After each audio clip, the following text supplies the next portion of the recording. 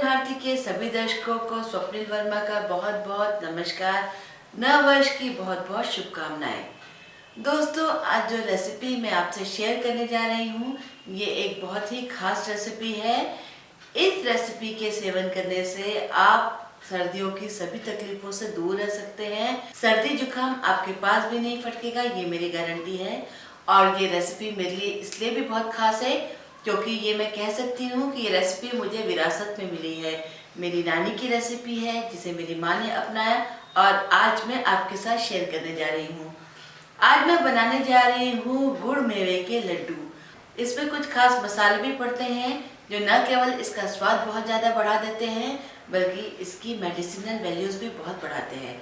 तो चलिए देखते हैं कैसे बनते हैं गुड़ मेवे के लड्डू। मेवा लड्डू बनाने के लिए आज हमने 50 ग्राम किशमिश ली है, 25 ग्राम पिस्ते लिए हैं, इसके टुकड़े काट लिए हैं मैंने। 50 ग्राम काजू लिए हैं, उसके भी टुकड़े काट लिए हैं मैंने इस तरह से। 50 ग्राम बादाम लिए हैं, उसे भी छोटे छोटे टुकड़े में काट लिया है। और 25 ग्राम लिया है खाने वाला गोंद। इसके अलावा 100 ग्राम हमने लिया है यहाँ पर मखाना और लगभग 300-350 ग्राम गुड़। लड्डू में हम कुछ सूखे मसाले भी डालेंगे जिससे इसका स्वाद तो बढ़ेगा ही और इसकी मेडिसिनल वैल्यूज़ बहुत ज़्यादा बढ़ जाएंगी। मसाले इस प्रकार से हैं: 1 टेबल स्पून सौंठ पाउडर, 1 टुकड़ा पीपर, 1 टेबल स्पून खसखस, 1 टीस्पून हल्दी पाउडर और आधा टीस्पून कलौंजी यानी कि मंगरेल। लड्डू बनाने के लिए हमें शुद्ध देसी घी भी चाहिए होगा। यहाँ मैं 200 ग्राम घी लूँगी। अब एक कढ़ाई में 3 बड़े चम्मच घी हम लेंगे और घी को पिघलने देंगे। क्योंकि हम सर्दियों के मौसम में ये लड्डू बना रहे हैं तो आप देख सकते हैं कि घी बिल्कुल जमा हुआ है। घी पिघल के गर्म हो चुका है। अब आंच को धीमी कर देंगे और सबसे पहले इसमें हम गोंद को फ्राई करेंगे। तो मैं एक टुकड़ा गोंद का डाल के चेक करूँगी कि घी सही से गर्म हुआ है कि नहीं। आप देख सकते हैं कि गोंद अच्छे से फ्राई हो रहा है। गोंद को तलते वक्त ध्यान रखना है कि आंच बिल्कुल धीमी होनी चाहिए, वरना गोंद बीच में से कच्चे रह जाएंगे और अच्छे नहीं लगेंगे। गोंद को मैं 2 बैचेस में तलूंगी। थोड़े से मैंने अभी डाले हैं, ये फ्राई हो जाए तो फिर मैं और गोंद डाल दूंगी। जब गोंद अच्छे से फ्राई हो जाते हैं तो फूल के बड़े बड़े हो जाते हैं और ये देखिए कितने बड़े बड़े फूल गए हैं ये। तो ये फ्राई हो चुके हैं, इसे मैं निकाल लेती हूँ और इसी तरह से बाकी के गोंद को भी मैं फ्राई कर लेती हूँ। अब इसी घी में मैं काजू डाल रही हूँ, बादाम डाल रही हूँ और पिस्ते डाल रही हूँ। इन्हें भी हम धीमी धीमी आंच पे फ्राई कर लेंगे। किशमिश को मैंने अभी नहीं डाला है क्योंकि किशमिश बहुत जल्दी जल जाती है। तो ये मेवे थोड़े से फ्राई हो जाए उसके बाद हम इसमें किशमिश डालेंगे। तो लगभग 1-1.5 मिनट पहले इसे फ्राई कर लेते हैं। थोड़ा सा हल्के से फ्राई हो चुके हैं। अब इसमें हम किशमिश ऐड कर देते हैं और किशमिश के कुछ टुकड़े बहुत बड़े बड़े थे तो मैंने बीच में से काट भी लिया है। अगर आपके पास छोटी छोटी किशमिश है तो आप पूरी किशमिश भी डाल सकते हैं। धीमी धीमी आंच पर इसे हम फ्राई करेंगे और सारे मेवे फ्राई करने में मुश्किल से 3 से 4 मिनट से ज़्यादा का वक्त नहीं लगता है। बस 3-4 मिनट में मेवे अच्छे से फ्राई हो जाते हैं। ये देखिए मेवे कितने अच्छे फ्राई हो गए। किशमिश जब फ्राई होती है तो फूल जाती है, तो ये फूल चुकी है, इसे मैं निकाल लेती हूँ। अब घी में जो ये ड्राई फ्रूट्स का बहुत बारीक चूरा रह गया है उसकी फ़िक्र न करें, ये वेस्ट नहीं होगा। इसी घी में अब हम मखाने डाल देंगे और मखाने को हम भूनेंगे। अब आप देख सकते हैं कि मखानों ने अपने साथ ड्राई फ्रूट्स का सारा चूरा समेट लिया है। तो इसलिए मैं कह रही थी वो वेस्ट नहीं होते हैं, कि बिल्कुल इसके साथ ही सिमट चुके हैं। सारा घी भी मखानों ने एब्जॉर्ब कर लिया है। इसीलिए मखाने को हमेशा लास्ट में फ्राई करना चाहिए। जितना भी बचा हुआ घी होता है मखाने अपने अंदर सोख लेते हैं। अब मखाने को करीब 4 से 5 मिनट तक हम फ्राई करेंगे। अब ये मखाने भी फ्राई हो चुके हैं तो इसे भी निकाल लेते हैं। बाकी के मेवे तो हमने काट के रखे थे। अब तले हुए गोंद और मखाने को भी हम क्रश कर लेंगे।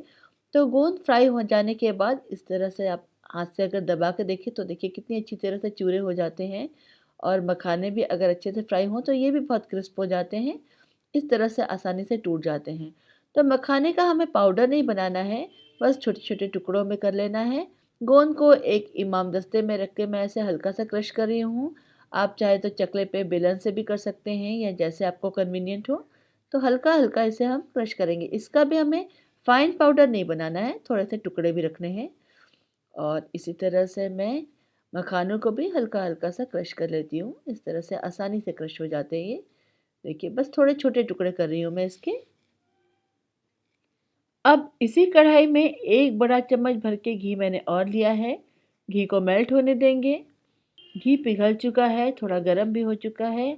आँच को धीमी रखेंगे और सबसे पहले इसमें हमने जो पीपर का एक टुकड़ा लिया था उसको फ्राई कर लेंगे। पीपर फ्राई हो चुका है तो इसे भी हम पीस के इसका पाउडर बना लेंगे। इमाम दस्ते में ही पीस लेंगे, बहुत आसानी से पिस जाता है। अब इसी घी में हम कलौंजी डाल देंगे और खसखस डाल देंगे और इन्हें थोड़ा सा पका लेंगे कुछ सेकंड के लिए, करीब 10-15 सेकंड। 10-15 सेकंड इसे पका लेने के बाद मैंने इसमें हल्दी भी डाल दी है और आँच को धीमी रखेंगे जिससे कि हमारा कोई भी मसाला जले ना। हल्दी को भी हल्का सा पकने देंगे। अब इसमें हम गुड़ डाल देंगे। गुड़ के मैंने छोटे टुकड़े कर लिए थे जिससे कि जल्दी मेल्ट हो जाए। पीपर को मैंने पीस लिया था, आप देख सकते हैं एक पीपर से कितना पाउडर बन चुका है। इसको भी मैं इसमें डाल देती हूँ और सौंठ का पाउडर भी डाल देती हूँ। तो सभी सामग्री इसमें पड़ चुकी है। अब हम गुड़ को पकाएंगे और इसे मेल्ट होने देंगे। गुड़ की हमें एक गाढ़ी सी चाशनी बनानी है। अब इसमें हम बहुत थोड़ा सा पानी डालेंगे, लगभग 1 बड़ा चम्मच के करीब। इससे पानी डालने से ये होता है कि गुड़ हमारा सॉफ्ट रहेगा। देखिए बहुत ही थोड़ा सा मैंने पानी डाला है, 1-1.5 बड़ा चम्मच। और इसे हम गुड़ को मेल्ट होने देंगे। अगर थोड़ा सा पानी नहीं डालेंगे तो गुड़ कई बार पकते पकते हार्ड हो जाता है, तो हम ये नहीं चाहते। हम चाहते हैं कि हमारे लड्डू अच्छे सॉफ्ट बने, इसलिए थोड़ा सा पानी डाला है और अब गुड़ को मेल्ट होने देते हैं। बस गुड़ बहुत जल्दी मेल्ट हो चुका है और इसमें देखिए इस तरह से बड़े बड़े बबल्स आ रहे हैं। इसका मतलब हमारी गुड़ की चाशनी बिल्कुल तैयार है। गैस की फ्लेम को ऑफ कर देंगे और सारे मेवे अब हम इसमें डालेंगे। गोंद भी डाल दिया मैंने और इसमें मैं मखाने जो मैंने क्रश करके रखे थे वो भी डाल रही हूँ। तो सभी सामग्री इसमें पड़ चुकी है और ये ध्यान रखना है कि चाशनी जैसे ही तैयार होगी हम गैस की फ्लेम को ऑफ कर देंगे, वरना चाशनी हमारी गाढ़ी हो जाएगी ज़्यादा, तो कड़ी भी हो सकती है। सभी चीज़ों को अच्छे से मिक्स कर रही हूँ। अब हमें सिर्फ इसे मिक्स करना है और कुछ नहीं करना है, बस अच्छे से मिक्स कर लिया। थोड़ा सा मटेरियल एक प्लेट में निकाल लिया है मैंने जिससे कि थोड़ा जल्दी ठंडा हो जाए और बाकी को कढ़ाई में ही रहने दिया है जिससे कि वो हल्का गर्म रहे। लड्डू बनाने के लिए हाथों में घी लगा लिया है और लड्डू थोड़े गुनगुने में ही अच्छे बनते हैं। तो ये हल्का ठंडा गुनगुना सा हो गया है। अब मैं इसके लड्डू बांध रही हूँ। आप साइज़ अपने हिसाब से बना सकते हैं और इस तरह से गोल गोल करते हुए हाथों में घुमाते हुए लड्डू को बांध लीजिए। बहुत ही आसानी से ये लड्डू बन जाते हैं। एक लड्डू बनके तैयार हो चुका है, इसे मैं रख देती हूँ। एक लड्डू मैं और बना के आपको दिखाती हूँ। इसी तरह से थोड़ा सा पोर्शन मैंने हाथों में उठाया और इस तरह से दबाते हुए घुमाते हुए इसको शेप दे दिया और इसी तरह से हम बाकी के लड्डू भी तैयार कर लेंगे। लड्डू तैयार हो चुके हैं। कुछ लड्डू मैं आपको दिखा रही हूँ। वैसे इतने मटेरियल से मैंने 30 लड्डू बना लिए हैं। ये लड्डू हम अपने घर में बहुत बल्क में बनाते हैं। पूरी सर्दी सभी लोग हमारे घर के इस लड्डू को खाते हैं। आज तो मैंने थोड़े से आपको बना के दिखाए हैं। तो लीजिए तैयार है बहुत ही स्वादिष्ट, बहुत ही पौष्टिक, सर्दियों के सभी रोगों से बचाव करने वाले स्वादिष्ट गुड़ मेवा लड्डू। दोस्तों उम्मीद करती हूँ कि आपने हमारी आज की रेसिपी देखी होगी और आपको पसंद भी आई होगी। अगर आपको हमारी रेसिपीज पसंद आ रही हैं तो आप हमारे चैनल व्यंजन भारती को लाइक करें, शेयर करें और इसे सब्सक्राइब करें। और सब्सक्राइब का बटन हिट करते वक्त बगल में जो बेल आइकन यानी कि घंटी है उसे भी जरूर हिट करें, जिससे कि हमारी सभी रेसिपीज की सूचना आपको समय से मिल सके। अगली कड़ी में एक नए व्यंजन के साथ फिर से मुलाकात होगी। नमस्कार।